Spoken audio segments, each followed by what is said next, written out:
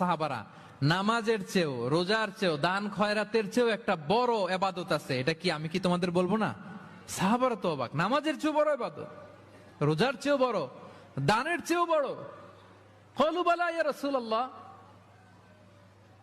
সাহাবারা বললেন, অবশ্যই হে নবী, হ্যাঁ আপনি বলেন সেটা কি? বিষ্ণু সাল্লাল্লাহু আলাইহি ওয়াসাল্লাম বললেন, ইসলাহু যাতিল বাইন, বিবাদমান দুই গ্রুপকে মাঝখান দিয়ে যে মিলিয়ে দেয়া। নামাজের চেয়েও বড়, রোজার চেয়েও, সাদাকার চেয়েও বড়, মিলায়া দেওয়া।